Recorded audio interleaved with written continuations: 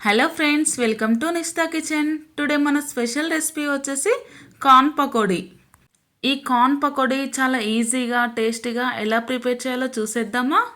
నేను చెప్పిన ప్రాసెస్లో ఒక్కసారి చేసి చూడండి. ఈ కార్న్ పకోడీ టేస్ట్ అనేది చాలా బాగుంటుంది.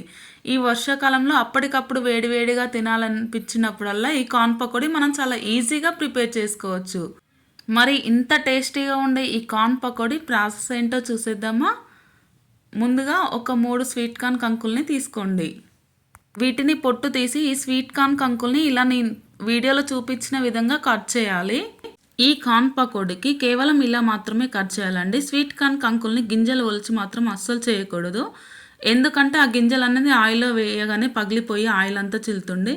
ఇలా నీట్గా కంకి మొత్తం కట్ చేసుకోవాలి. ఇలా కట్ చేయడం వల్ల ఈ గింజలు అనేది మధ్యలో కట్ అయిపోతుంది కాబట్టి ఆయిల్ అనేది చిల్లదు.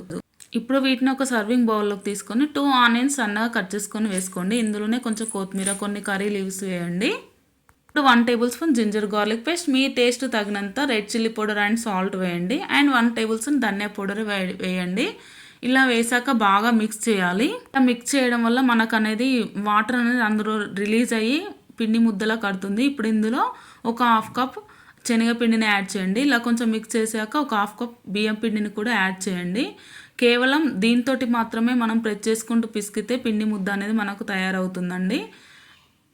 ఇలా మెత్తగా గట్టిగా కలుపుకున్నాక నేనైతే కొన్ని ఇట్లా వాటర్ చిలకరించి మరొకసారి మిక్స్ చేసుకున్నాను.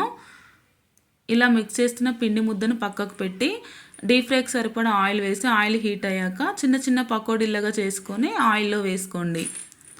ఈ ఆయిల్లో వేసుకున్న పకోడీని వెంటనే కలపకూడదు. కొంచెం వేగాక ఇంకొక వైపుకి టర్న్ చేసుకోవాలి. ఇలా 2 వైపులు టర్న్ చేసుకుంటూ పకోడీని కలర్ చేంజ్ అయ్యే వరకు వేయించండి. ఇలా వేయించాక ఇప్పుడు వీటిని తీసి టిష్యూ ఉన్న ప్లేట్లోకి తీసుకోండి. అంతేనండి, ఎంతో టేస్టీగా ఉండే కార్న్ పకోడీ మనకు రెడీ అయిపోయింది. ఈ కార్న్ పకోడీ కెచప్తో కానీ గ్రీన్ చట్నీతో కానీ తింటే చాలా టేస్టీగా ఉంటుంది. మా వీడియో మీకు నచ్చినట్టయితే లైక్ చేయండి, మీ ఫ్రెండ్స్ అండ్ రిలేటివ్స్కి షేర్ చేయండి. అండ్ మరిన్ని వెరైటీస్ కోసం మా ఛానల్ని సబ్స్క్రైబ్ చేసుకోండి. Thank you for watching.